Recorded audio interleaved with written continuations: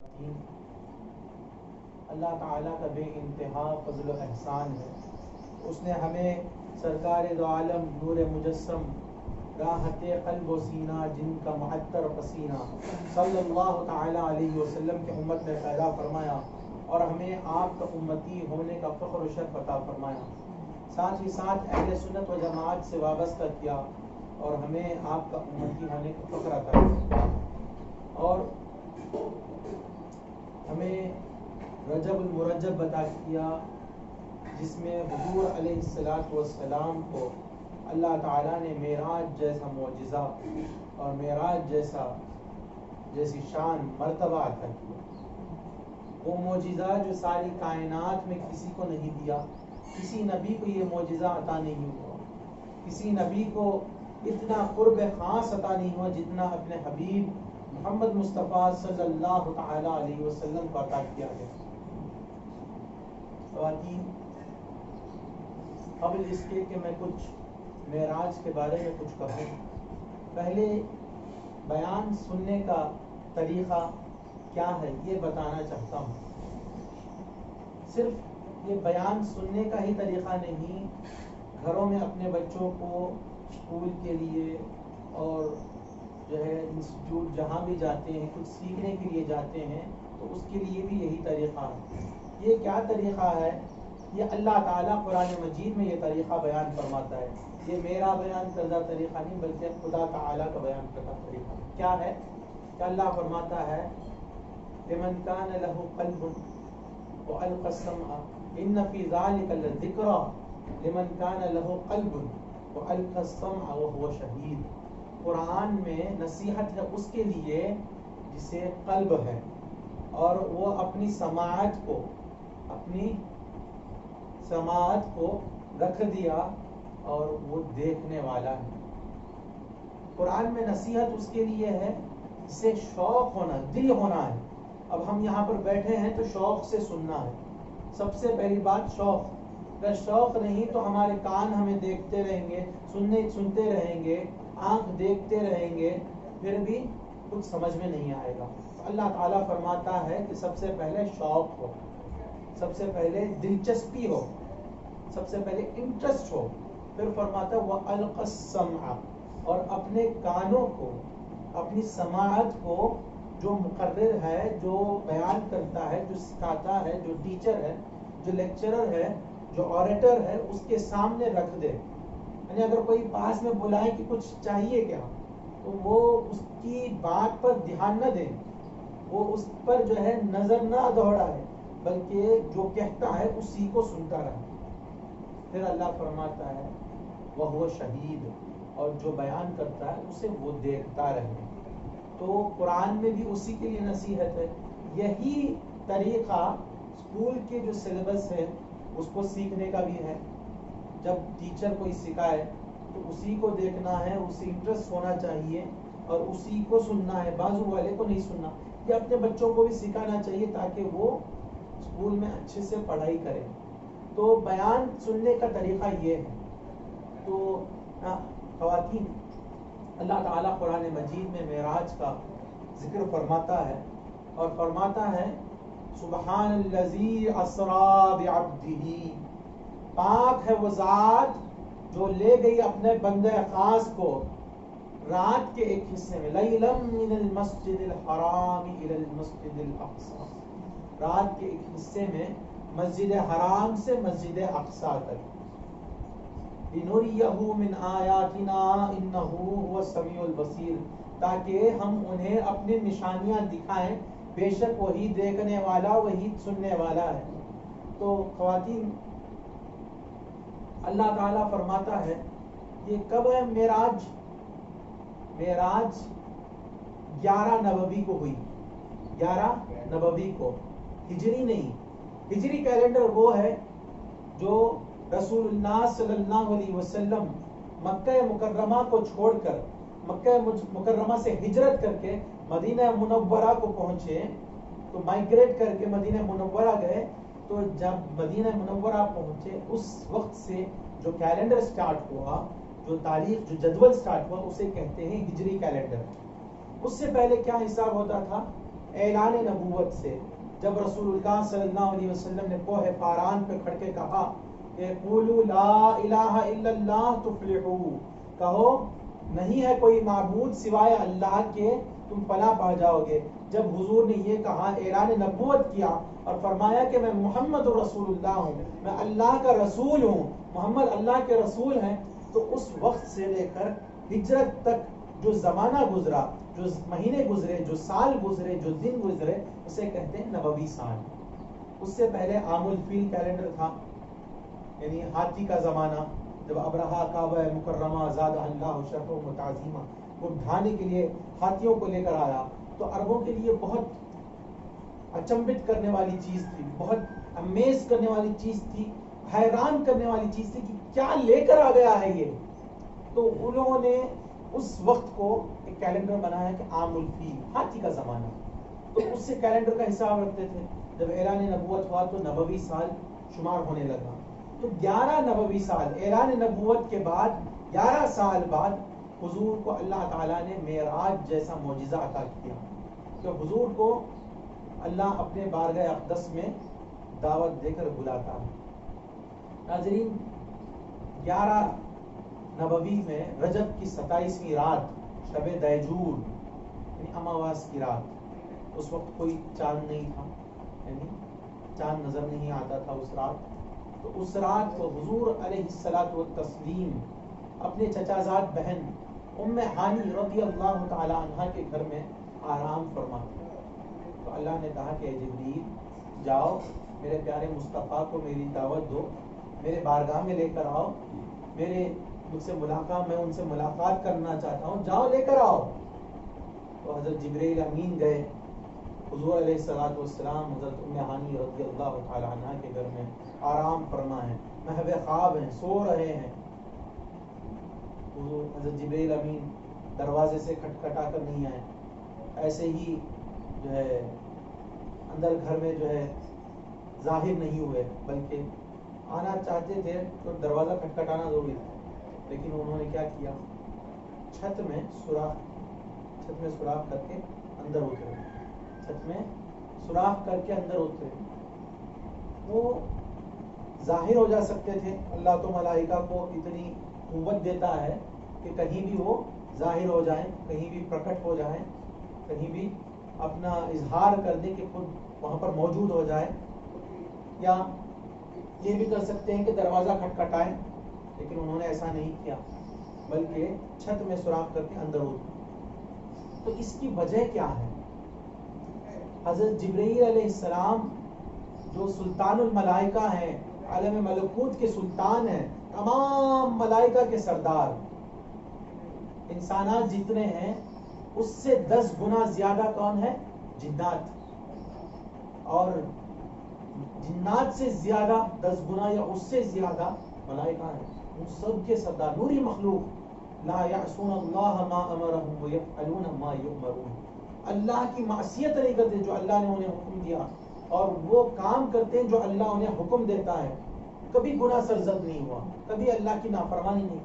ایسے سلطان الملائکہ جب آتے ہیں تو چھت میں سوراخ کر کے آتے ہیں. کیا مقصد ہے یہ آنے کا؟ تو بتانا یہ مقصد ہے، جب بڑوں کی بارگاہ میں آتے ہیں، جب بزرگوں کی بارگاہ میں آتے ہیں، جب انبیاء کی بارگاہ میں آتے ہیں، اولیاء کی بارگاہ میں آتے ہیں، تو اپنے مرتبے، اپنے شان، اپنی رفعت، اپنی بلندی، اپنی جاہ و عزت، اپنا ہانر، اپنا ریسپیکٹ، اپنی ڈگنیٹی، سب کچھ جو ہے باہر رکھ کر آ جائے، اپنی بڑائی کو چھوٹا کر کر ان کے سامنے موجود ہو جائے. حضرت جبرائیل امین علیہ السلام کے سامنے یہ دنیا پر برابر نہیں ہے، ان کے پر کے سامنے مچھر کے پر کے برابر نہیں ہے یہ دنیا. تو اتنے بڑے خبی ہیکل، اتنا بڑا جسم رکھنے والے جب سلطان الانبیاء کی بارگاہ میں آتے ہیں تو چھوٹے سکڑ کے آتے ہیں. بتانا یہ مقصود ہے، یہ بارگاہ جو ہے بڑی بارگاہ ہے، یہاں پر ادب کے ساتھ آنا ہے، یہاں پر گستاخی نہیں کرنی ہے، اپنی عزت، اپنی جاہ و جلال سب کچھ چھوڑ کے آنا ہے یہ بارگاہ میں.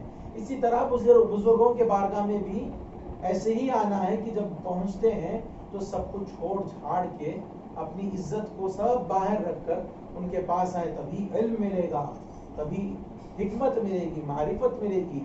اب جب علم اور حکمت ملتی ہے تو اپنی ذلت کو بھی برداشت کرنا پڑتا ہے. تو جب وہاں پر تشریف ہوئے ہو کر حضور علیہ السلام کو یہ نہیں کہا یا محمد صلی اللہ علیہ وسلم اٹھیے، چلیے آپ کا رب آپ کو اٹھاتا ہے، آپ کو بلا رہا ہے، بلکہ نہیں، بلکہ اپنے کافوری آنکھ حضور علیہ السلام کے تلوہ مبارک کو جو ہے آپ ملتے ہیں.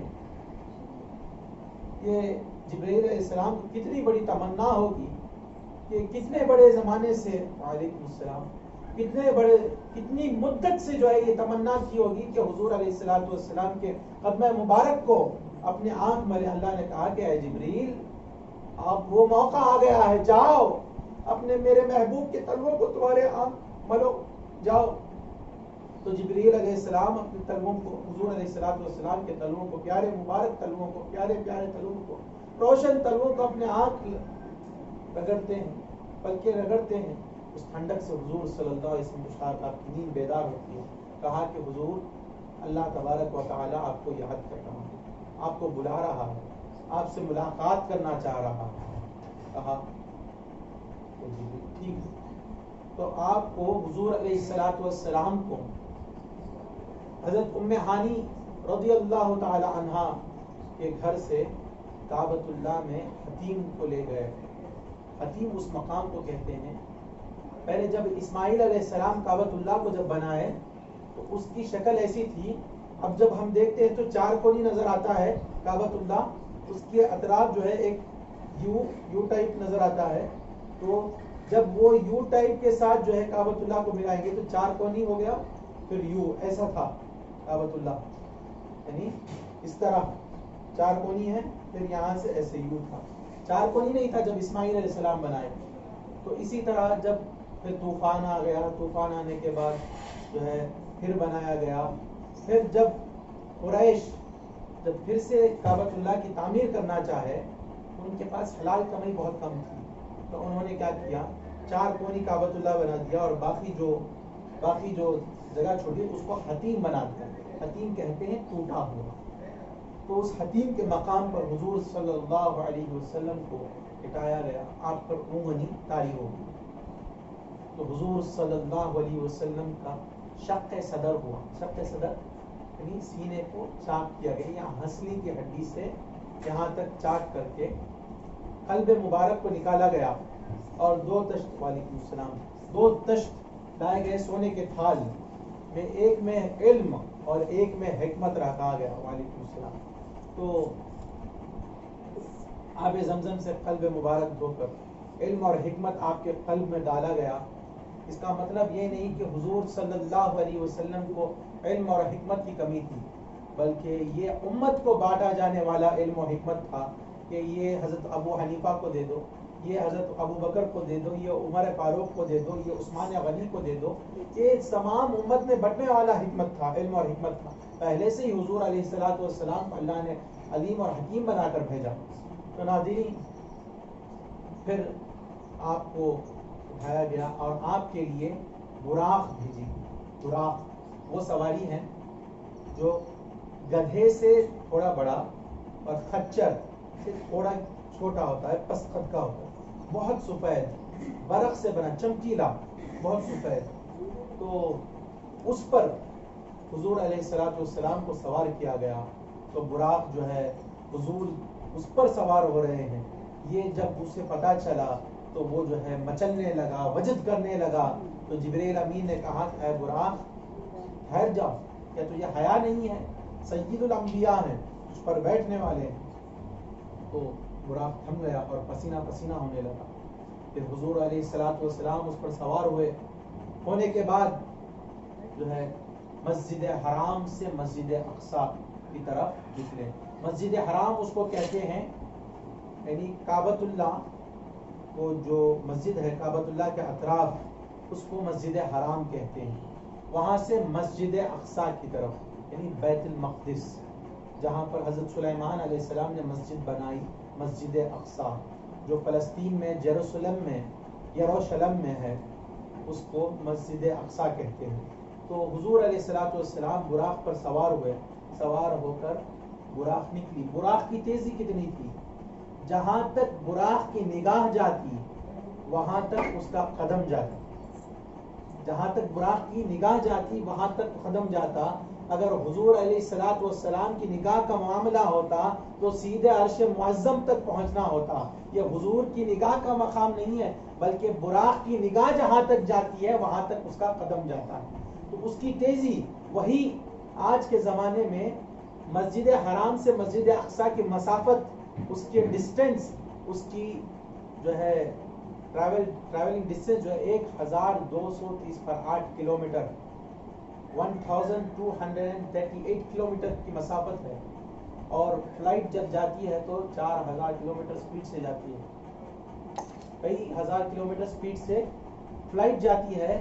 تو اگر کوئی فلائٹ پر بیٹھ جائے، اگر کوئی فلائٹ پر بیٹھ جائے اور فلائٹ نکلنے لگے تو اس کی تیزی کی وجہ سے وہ پہلے ہی نیچے گر جائے گا اور وہ سنبھال نہیں پائے گا.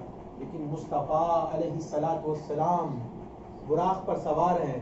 پلک جھپکنے کی دیری ہے کہ آپ مسجد اقصیٰ پہنچ رہے ہیں، لیکن آپ سوار کو کچھ نہیں ہوتا. سوار کو کچھ نہیں ہوتا. کیوں کچھ نہیں ہوتا؟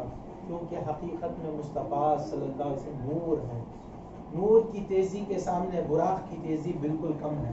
آپ کو معلوم ہوگا جو اسکول میں بھی پڑھاتے ہیں کہ نور کی تیزی کتنی ہے، یعنی لائٹ کی تیزی کتنی ہے. 3 لاکھ کلومیٹر فی سیکنڈ 3 لاکھ کلومیٹر فی سیکنڈ کی تیزی سے لائٹ ٹریول ہوتا ہے.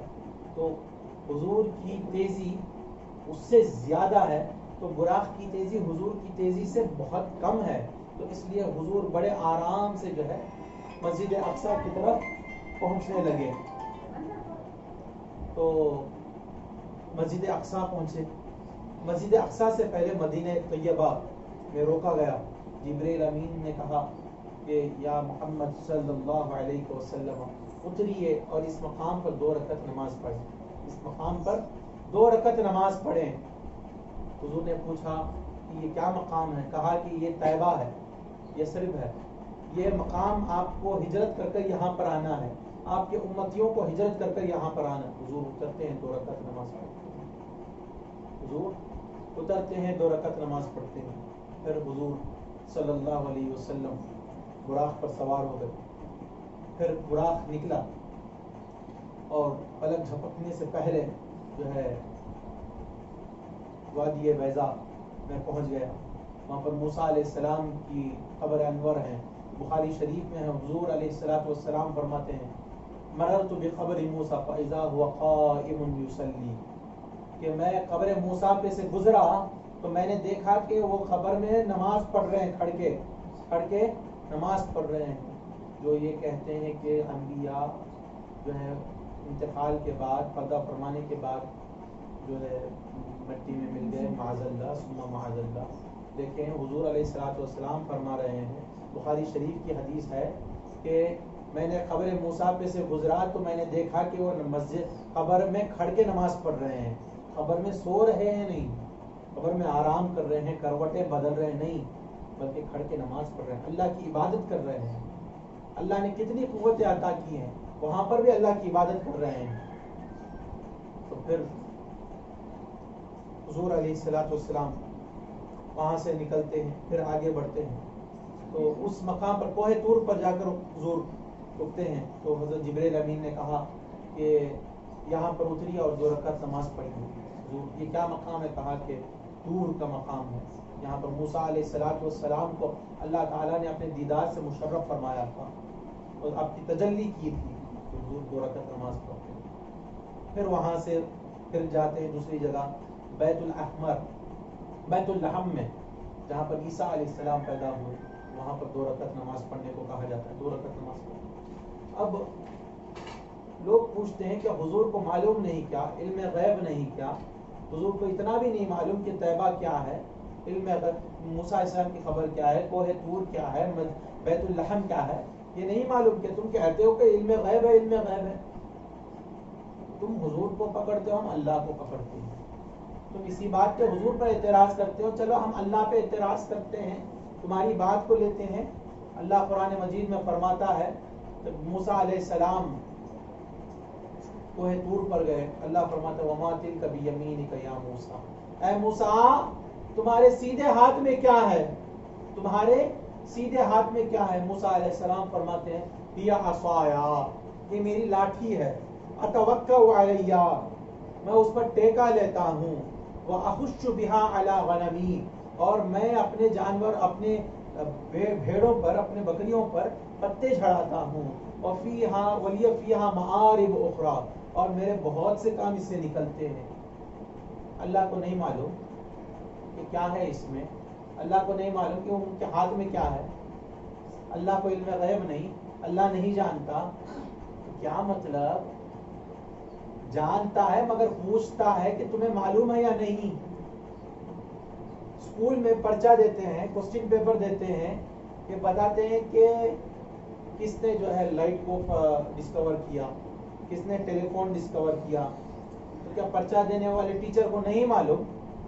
معلوم ہے. تمہیں معلوم یا نہیں معلوم یہ دیکھ رہا ہے. حضور دیکھ رہے ہیں کہ تمہیں معلوم ہے یا نہیں معلوم. جبرائیل یہ کیا مقام ہے, جبرائیل اگر نہیں بولتے تو حضور فرماتے کہ یہ وہ مقام ہے.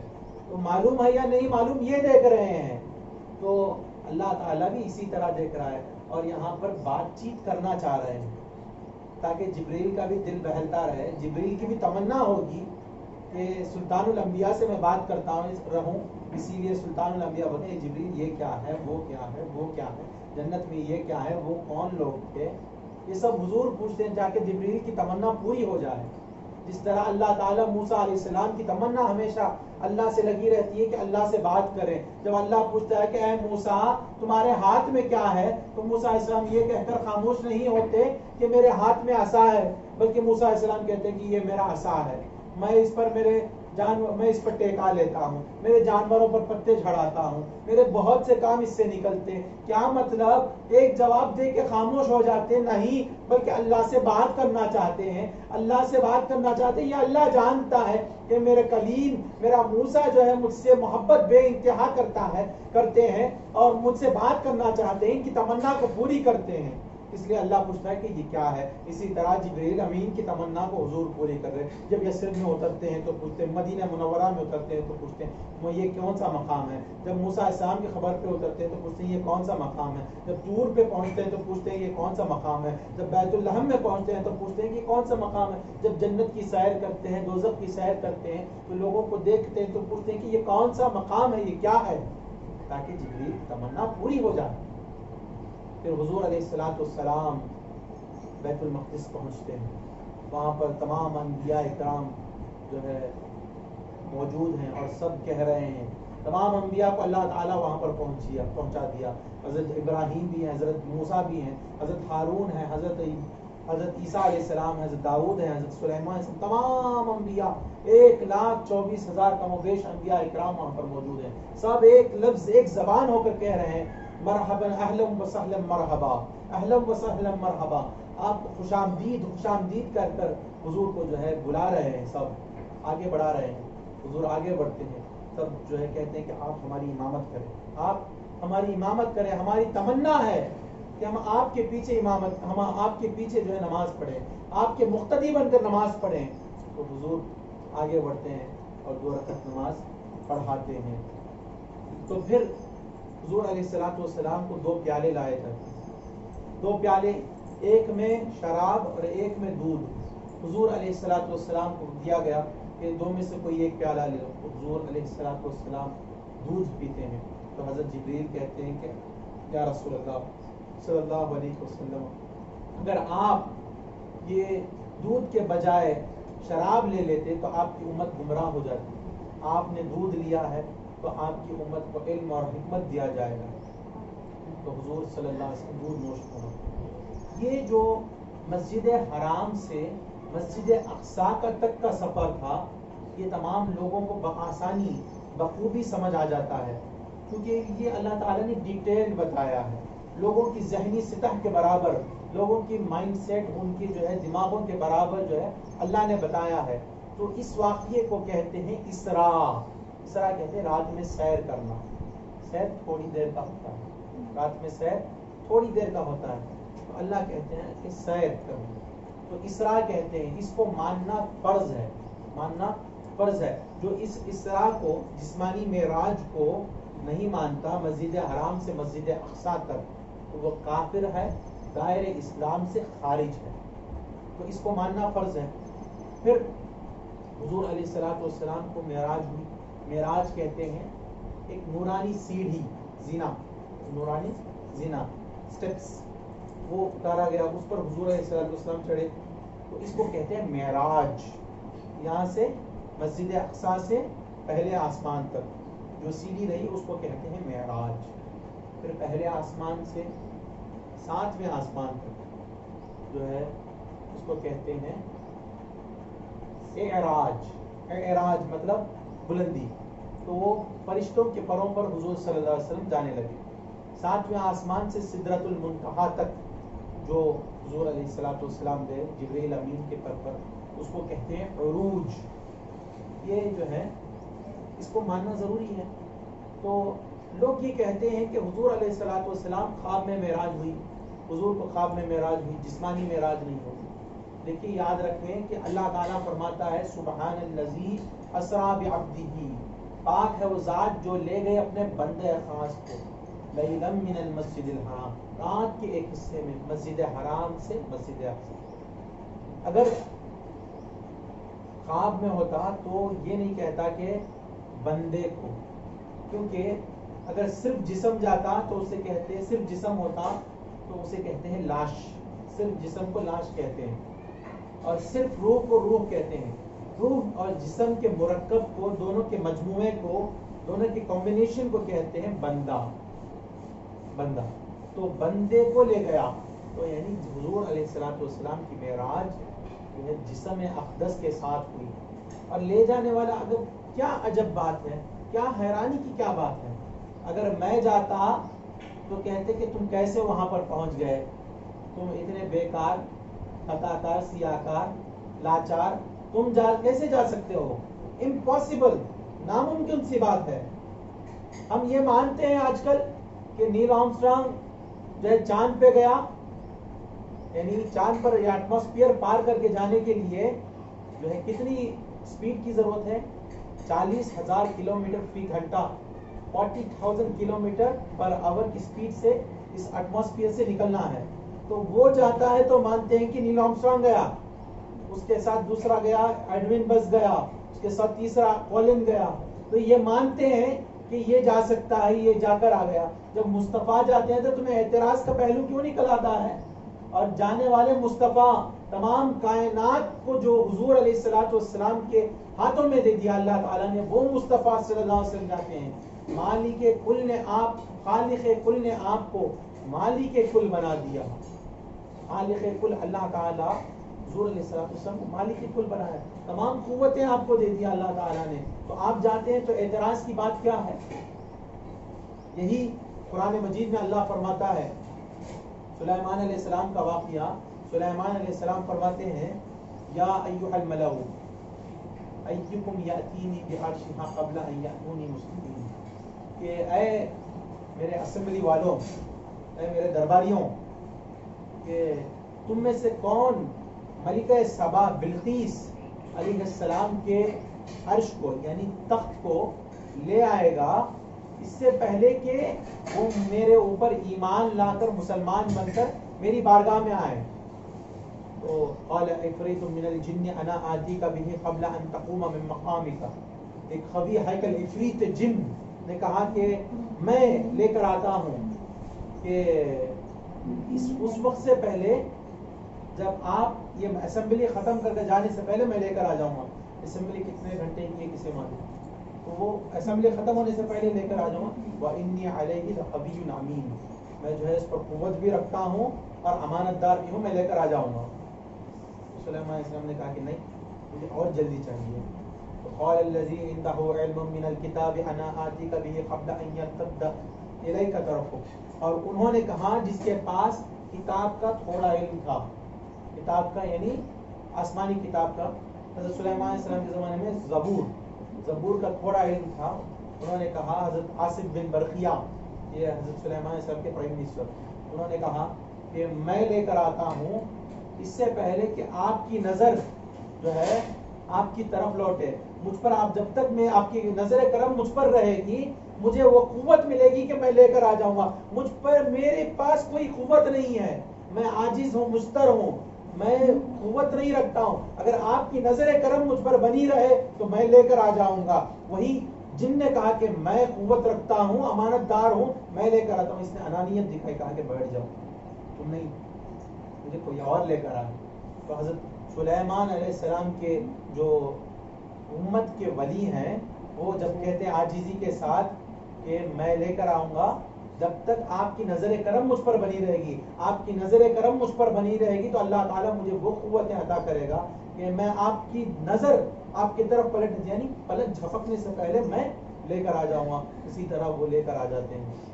جب سلیمان علیہ السلام کی امتی میں اللہ تعالیٰ یہ قوت دے کر ہے, وہ بھی سلیمان علیہ السلام کی وجہ سے. سلیمان علیہ السلام خود ہمارے آقا محمد مصطفیٰ صلی اللہ علیہ وسلم کی امتی ہیں, تو حضور علیہ السلام کا کیا عالم ہے, ان کا کیا کہنا ہے, تو حضور کی قوت کا کیا کہنا, ان کا عالم کیا ہے.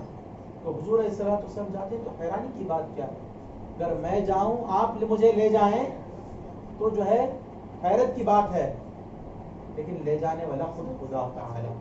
اسی لیے اللہ نے فرمایا کہ کوئی عام ذات نہیں ہے, جبریل بھی نہیں لے جاتے, جبریل بھی نہیں لے گئے, لے جانے والی ذات اللہ کی ذات ہے.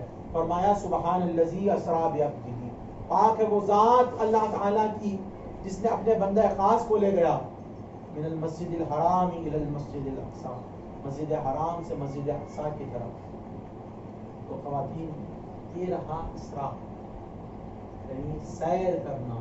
سیر کہتے ہیں رات میں تھوڑا چہل قدمی کو سیر کہتے ہیں. تو حضور علیہ السلام کی سیر ہے, پتہ نہیں وہ کتنا زمانہ اللہ کی بارگاہ میں رہے, کتنا زمانہ جنت کو دیکھے, کتنے زمانے میں جہنم کو دیکھے, کیا کیا دیکھے, ہمیں وہ زمانہ پتہ نہیں. اللہ تعالیٰ نے زمین کو یعنی وقت کو سکیڑ دیا, کہا کہ مصطفیٰ نہیں ہے تو تم رک جاؤ, مصطفیٰ نہیں ہے تم رک جاؤ. روک دیا گیا کہ اگر وہ بھی رات میں لے گیا. کیوں؟ اگر دن میں ہوتا اور حضور نہیں ہوتے تو صدیق کے دل کا عالم کیا ہوتا, کہ یہ جدائی, یہ فراق کا ان سے برداشت نہیں ہوتی. عمر فاروق کی حالت کیا ہوتی, عثمان غنی کی حالت کیا ہوتی, علی مرتضیٰ کی حالت کیا ہوتی. اسی لیے کہا, اللہ نے کہا سب سو جائے, مصطفیٰ تم میرے سے ملنے آؤ. آج کی رات کوئی عبادت نہیں کرے گا, آج سب سوئے گا, مصطفیٰ اور میری جو ہے بات ہوگی, میری ملاقات ہوگی. تو حضور علیہ السلام کو پہلے آسمان پر لے گیا, حضرت آدم علیہ السلام سے ملاقات ہوئی. دوسرے آسمان پر حضرت عیسیٰ علیہ السلام اور یحییٰ علیہ السلام سے ملاقات ہوئی. تیسرے آسمان پر حضرت یوسف علیہ السلام سے ملاقات ہوئی. چوتھے آسمان پر حضرت ادریس علیہ السلام سے ملاقات ہوئی. پانچویں آسمان پر حضرت ہارون علیہ السلام سے ملاقات ہوئی. چھٹے آسمان پر حضرت موسیٰ علیہ السلام سے ملاقات ہوئی. اور ساتویں آسمان پر حضرت ابراہیم علیہ السلام سے ملاقات ہوئی. پھر وہاں کے بعد حضرت جبریل علیہ السلام کے ساتھ حضور سدرۃ المنتہا پہنچتے ہیں. سدرۃ المنتہا کے بعد ایک مقام آتا ہے, جبریل علیہ السلام فرماتے ہیں یا رسول اللہ صلی اللہ علیہ وسلم, اس سے آگے ایسا مقام ہے کہ اللہ کی تجلیات اتنے زیادہ ہیں کہ میں اگر ایک انگل, ایک انچ برابر بھی آگے بڑھ جاؤں تو میں جل جاؤں گا. لو دنوت انملۃ لاحترقت, ایک روایت میں ہے لو دنوت انملۃ لاحترقت اجنحتی, اگر میں ایک انگل بھی آگے بڑھ جاؤں تو میں جل جاؤں گا. ایک روایت میں کہ میرے پر جل جائیں گے. تو کہا کہ آپ یہاں سے آپ جائیں. تو یہاں پر بتانا مقصود ہے کہ حضور کو راستہ دکھانے والے جبریل نہیں, حضور کو خود راستہ معلوم ہے. حضور کی خدمت کے لیے جبریل علیہ السلام کو اللہ تعالیٰ نے تعینات کیا. تو حضور علیہ السلام کے حضرت جبریل علیہ السلام چھوٹے سے خادم ہیں. تو ایسا جبریل علیہ السلام کو خادم بول سکتے, بولے مطلب ان کو کیسا خادم بول سکتے, میں نہیں بولتا. ایک صحابی رسول فرماتے ہیں ان حزنی علی الرسول طویل ذاک منی علی الرسول قلیل بکت الارض والسماء علیہ وبکاہ قدیمہ جبریل ان حزنی علی الرسول طویل. رسول اللہ صلی اللہ علیہ وسلم کے وفات کے بعد صحابی فرماتے ہیں میرا حضور کی فراق سے میرا غم بہت لمبا ہے. ذاک منی علی الرسول قلیل, یہ میرے جو فراق میں جو میرا رونا, یہ غم کرنا بہت کم ہے. بکت الارض والسماء علیہ, زمین و آسمان حضور کی فراق میں روئے ہیں.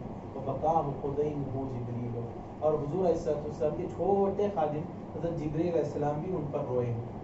تو چھوٹے خادم یہ حضرت صحابی رسول کہتے ہیں کہ جبریل علیہ السلام چھوٹے خادم ہیں, میری بات نہیں ہے. تو حضور علیہ السلام وہاں سے آگے بڑھتے ہیں تو اللہ تعالیٰ ایک رفرف بھیجتا ہے. رفرف ایک تخت ہے, اس پر حضور تشریف فرما ہوتے ہیں. بہت تیزی کے ساتھ حضور آگے بڑھتے ہیں صلی اللہ علیہ وسلم. تو حضور وہاں پر ایک مقام پر پہنچے تو رفرف بھی رک جاتا ہے. حضور صلی اللہ علیہ وسلم خود چل کر جاتے ہیں آگے. تو حضور صلی اللہ علیہ وسلم سے اللہ فرماتا ہے خف یا محمد فإن ربک یصلی, اے محمد صلی اللہ علیہ وسلم آپ رک جائیں, آپ کا رب آپ سے آپ کے قریب ہوتا ہے, رکیے میں آپ کو لینے آ رہا ہوں. یہ کیسے لینے آ رہا ہے؟ اللہ کو جسم نہیں ہے, اللہ کو ہاتھ نہیں ہے, پیر نہیں ہے, یعنی اللہ کی تجلیات حضور سے قریب ہو رہی ہیں. تو اللہ فرماتا ہے اے محمد صلی اللہ علیہ وسلم رک جائیں, میں آپ کے قریب ہوتا ہوں. محبوب آپ میرے پاس آئے ہیں, میری دعوت پر آئے ہیں, میں آپ سے قریب ہوتا ہوں. حضور کے قریب ہو گئے, پھر حضور کے ساتھ آگے بڑھے. تو اللہ فرماتا ہے قرآن مجید میں ثم دنا فتدلی فکان قاب قوسین او ادنا, پھر قریب ہوئے اور جھک گئے یہاں تک کہ دو کمان کی طرح ہو گئے. دو کمان یا اس سے زیادہ قریب, یا اس سے زیادہ قریب. کمان کہتے ہیں بو, یعنی جو تیر کمان ہوتا ہے نا, بو اینڈ ایرو, بو. تو دو کمان جتنا قریب ہوں گے اس سے اتنا قریب یا اس سے زیادہ قریب. یہ کمان کا لفظ کیوں اللہ تعالیٰ نے یوز کیا, استعمال کیا؟ تو مفسرین لکھتے ہیں کہ عرب میں ایک رواج تھا کہ قرب اپنی اتنا قریب ہوئی یہ بتانے کے لیے وہ لوگ کیا کرتے تھے. ایک رواج عرب میں تھا کہ جب دو قبیلے مل جاتے ہیں, ان کی فرینڈشپ, ان کی گہرائی, ان کی دوستی, ان کی محبت کا اظہار کرنے کے لیے کیا کرتے, ایک آ کر کیا کرتا, اپنی کمان, ایک قبیلے والا سردار قبیلے کا دوسرے قبیلے کا سردار آ کر اپنی کمان اس کی کمان سے لگاتا, دونوں کے کمان لگ جاتے. پھر یہ اپنی تیر اس کو دیتا, وہ اپنی تیر اس کو دیتا. یہ بتانا مقصود ہے کہ تمہارا دوست میرا دوست, تمہاری تیر میرے پاس آ گئی, تمہارا دوست میرا دوست, میرا دوست تمہارا دوست, میرا کمان تمہارا کمان لگ گیا تو دوستی ایک. تمہاری تیر میری تیر, میری تیر تمہاری تیر, تمہارا دشمن میرا دشمن, میرا دشمن تمہارا دشمن.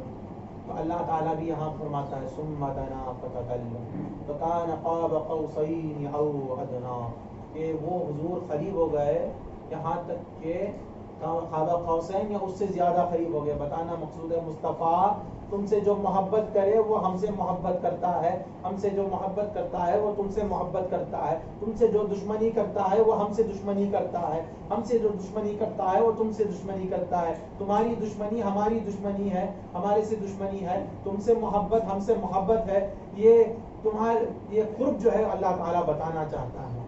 پھر فرماتا ہے فَأَوْحَىٰ إِلَىٰ عَبْدِهِ مَا أَوْحَىٰ, تو اپنے بندے کے پاس کی طرف اللہ نے وحی کی جو وحی کی, وہ راز کی باتیں بتائی جو باتانی تھی. تو حضور صلی اللہ علیہ وسلم اللہ تعالیٰ نے راز کی باتیں بتائی اور اپنا دیدار عطا کیا, اپنا دیدار عطا کیا. کہ حضور صلی اللہ علیہ وسلم کو اللہ تعالیٰ نے اپنے تجلیات دکھائے, اپنا دیدار دکھایا. تو یہی مسند احمد میں ہے. حضرت ابن عباس رضی اللہ تعالیٰ عنہ فرماتے ہیں کہ حضور صلی اللہ علیہ وسلم فرماتے ہیں رأیت ربی فی احسن صورت, میں نے اپنے رب کو اچھی صورت میں دیکھا, میں نے اپنے رب کو اچھی صورت میں دیکھا. تو اللہ تعالیٰ کو حضور علیہ الصلوۃ والسلام نے دیکھا ہے. جو یہ کہتے ہیں کہ اللہ کو حضور نے نہیں دیکھا وہ بالکل غلط ہے, ایسا نہیں. حضرت بہت سے صحابہ کرام اس بات پر دلیل دیتے ہیں کہ اللہ کو حضور نے دیکھا. تو پھر حضور صلی اللہ علیہ وسلم اللہ تعالیٰ نے نماز جیسی عبادت دی, نماز 50 وقت کی نمازیں دی, 50 وقت کی نمازیں دی. حضور صلی اللہ علیہ وسلم کو لے کر لوٹنے لگے, واپس ہونے لگے. تو واپس ہوئے, 7ویں آسمان پہ آئے, ابراہیم علیہ السلام سے ملاقات ہوئی. 6ٹھے آسمان پر آئے, موسیٰ علیہ السلام سے ملاقات ہوئی. موسیٰ علیہ السلام نے پوچھا یا رسول اللہ صلی اللہ علیہ وسلم, اللہ نے آپ کو کیا چیز دی, کیا نعمت دی؟ اللہ نے آپ کو بلایا تھا, آپ کا قرب دیا, تو کیا نعمت دی اللہ تعالیٰ نے آپ کو؟ کہا کہ 50 نمازیں دی ہیں میری امت کے لیے.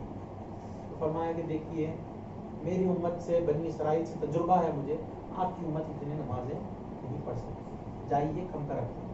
حضور جاتے ہیں، تاکہ اللہ سے کہتے ہیں کہ مولا کم کرو، اللہ 45 کر دیا، حضور لوٹتے ہیں۔ حضرت موسیٰ علیہ السلام و تجلیات، اللہ کے تجلیات حضور علیہ السلام کے آئینے میں حضور کے اس میں دیکھتے ہیں کہ کیا تجلیات ہیں، دیکھتے ہیں، لطف ہوتے ہیں، پھر کہتے ہیں کہ آپ کی امت 45 وقت کی بھی نہیں پڑھ سکتی، جائیے کم کرا کے آئیے۔ حضور جاتے ہیں، کم کرا کے 5 وقت کی آتے ہیں، 30 وقت 40 وقت کی ہو گئی، پھر وہ تجلیات دیکھتے ہیں، پھر جاتے ہیں، آتے ہیں، 5 وقت کی نمازیں باقی رہ گئی۔ حضرت موسیٰ علیہ السلام نے جب کوہ طور پہ کہا کہ مولا ربی ارنی انظر الیک، اے میرے رب مجھے اپنا جلوہ دکھا تاکہ میں تجھے دیکھوں، اللہ تعالیٰ نے تجلی فرمائی، موسیٰ علیہ السلام بے ہوش ہو کر گر گئے۔ تو اللہ کو معلوم ہے نا کہ مصطفیٰ صلی اللہ علیہ وسلم کی امت 5 وقت کی نمازیں نہیں پڑھ سکتی، 5 وقت کی پڑھے گی، 50 وقت کی نہیں پڑھ سکتی۔ اللہ علام الغیوب ہے، سب جانتا ہے، سب کچھ جانتا ہے، پھر 50 وقت کی دی کیوں نمازیں ہیں؟ یہ اس لیے کہ میرے کلیم جو ہے اس وقت پر کوہ طور پر مجھے دیکھ نہیں پایا، میری تجلیات نہیں دیکھ پایا، اب یہ مصطفیٰ کے آئینے میں انڈائریکٹ جو ہے دیکھ سکتا ہے، تو اس لیے 50 وقت کی دیں گے، بار بار پلٹائیں گے، بھیجیں گے، بار بار دکھائیں گے۔ اس میں میرے کلیم میرے موسیٰ کو جو ہے میرے تجلیات مصطفیٰ کے آئینے میں دکھائیں گے، اور مصطفیٰ کی جو ہے محبوبیت، مصطفیٰ کے جیسے محبت میں کتنا کرتا ہوں وہ بھی دکھاؤں گا۔ حضور 5 وقت کی نمازیں لے کر آتے ہیں، پھر موسیٰ علیہ السلام کہتے ہیں کہ حضور اب بھی ان کا جو ہے حضور کی خواہش نہیں بھرتی موسیٰ علیہ السلام کی کہ اللہ کا دیدار، اللہ کے تجلیات حضور میں دیکھ کر دل نہیں بھرتا، کہا کہ جائیے کم کرا کے آئیے۔ حضور نے کہا کہ اب مجھے شرم آتی، اب مجھے شرم آتی ہے، اس سے زیادہ میں نہیں کرا سکتا۔ تو اللہ تعالیٰ غیب سے اللہ تعالیٰ آواز کرتا ہے، غیب سے آواز آتی ہے کہ اے محمد صلی اللہ علیہ وسلم، آپ کی امت کے لیے 5 وقت کی نمازیں ہیں۔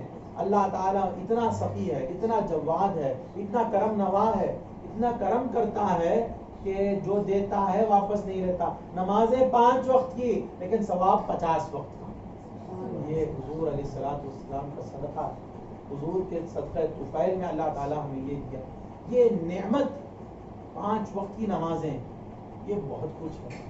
حضرت آپ کو معلوم ہوگا کہ ہم سے پہلے اس امت محمدیہ سے پہلے زمین پاک نہیں تھی، جہاں پر مسجد بنا دیتے نبی، اللہ کے نبی جہاں پر مسجد بنا دیتے وہ اتنا حصہ پاک، نماز پڑھنا تو گھر میں نماز نہیں پڑھ سکتے، نماز پڑھنا تو مسجد جانا، مسجد میں نماز پڑھنا۔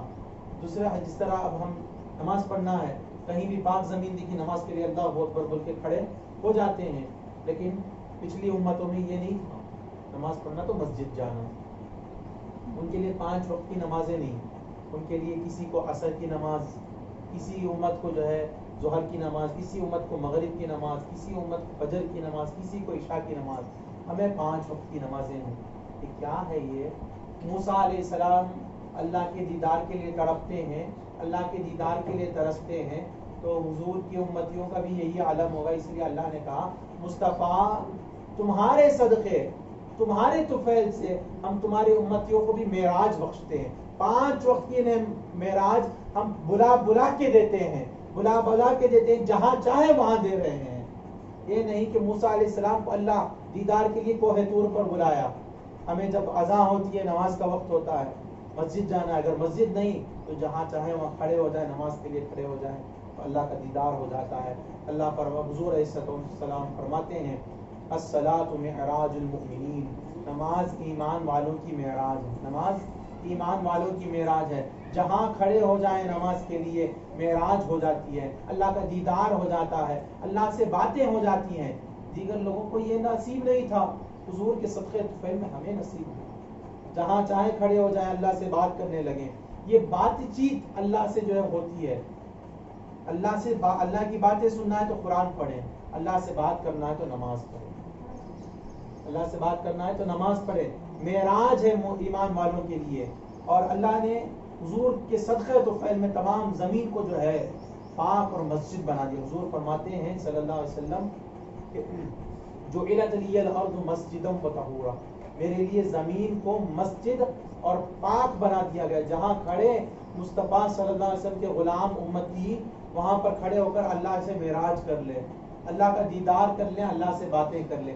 آج ہم وہ نماز چھوڑ کے بیٹھے, وہ نماز کا خیال نہیں کرتے, وہ نماز کا لحاظ نہیں کرتے, وہ نماز کے لیے تڑپتے نہیں. وہ نماز جو اللہ 5 وقت بلاتا ہے, 5 وقت بلاتا ہے کہ آؤ حی علی الفلاح, حی علی الصلاح, نماز کی طرف آؤ, کامیابی کی طرف آؤ, بلاتا ہے اللہ تعالیٰ, یہ دعوت دی جا رہی ہے معراج کی ایمان والوں کے لیے. وہ نماز چھوڑ, نماز نہیں چھوڑنا چاہیے, نماز کی پابندی کرنا چاہیے.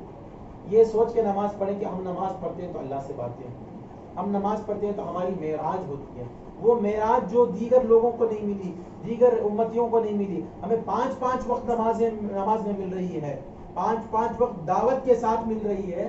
اس کے علاوہ کتنے بار چاہیں ہم بغیر دعوت کے بھی جا سکتے ہیں. یہ ایسا دربار,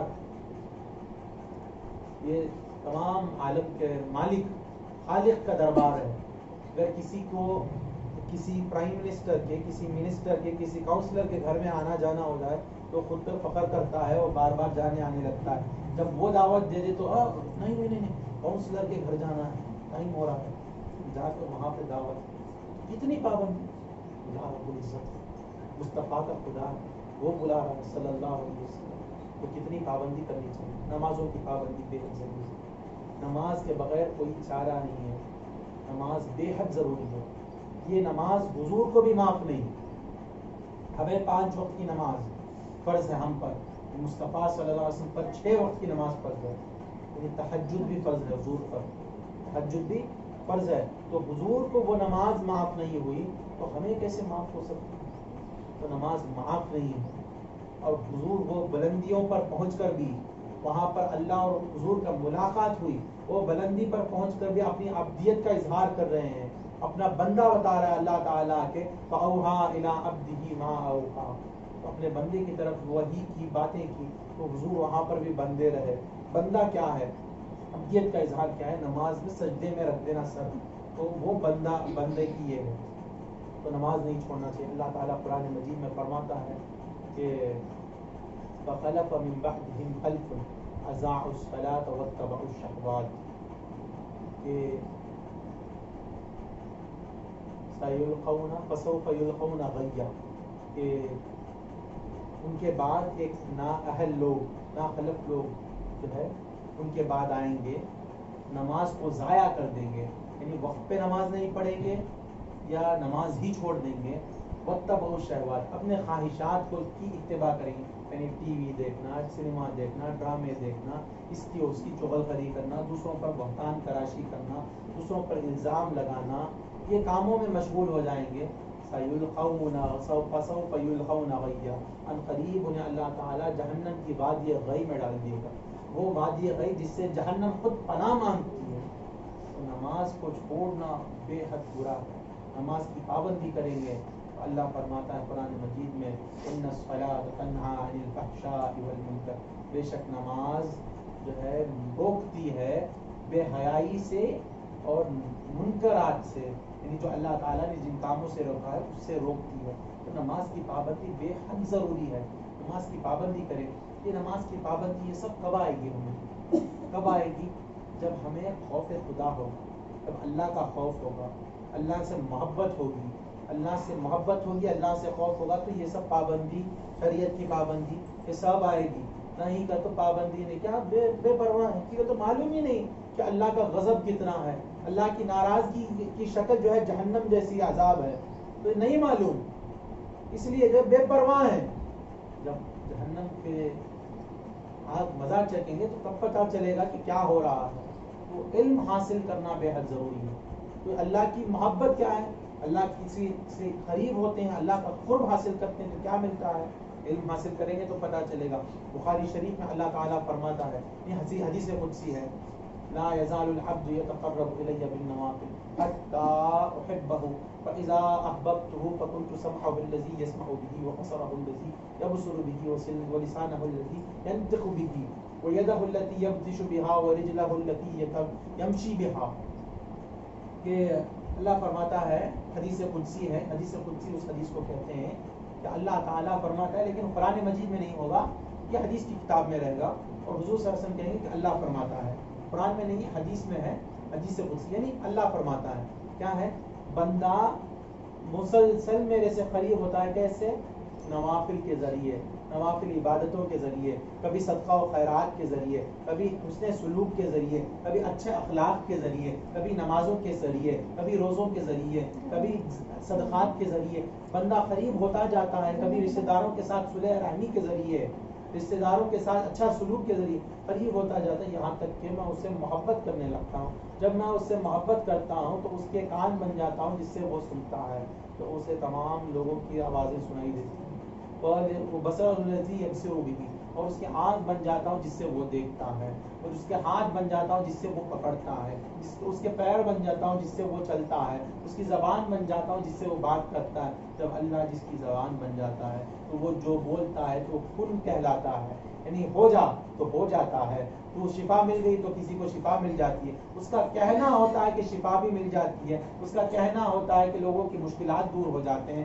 اگر کوئی اس کو مدد کو پکارے تو وہ مدد کو پہنچتا ہے. اس کی مدد پر اللہ تعالیٰ قوت دیتا ہے.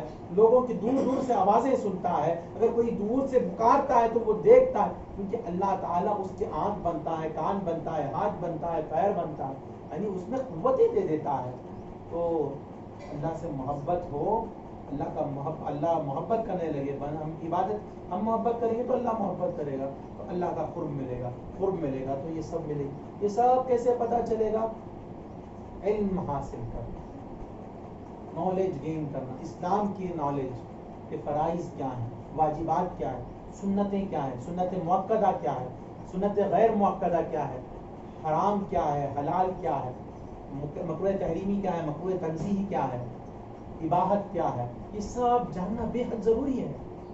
اطاعت کیا ہے، یہ سب جانیں گے تو ہم جو ہے، اب ڈرائیونگ کرتے ہیں نا، ہم لوگ جب ڈرائیونگ سیکھتے ہیں تو ڈرائیونگ اسکول میں کیا کرتے، صرف یہ بولتے کہ لیفٹ ٹرن یہ تو لیفٹ لینا، یہ سکھاتے.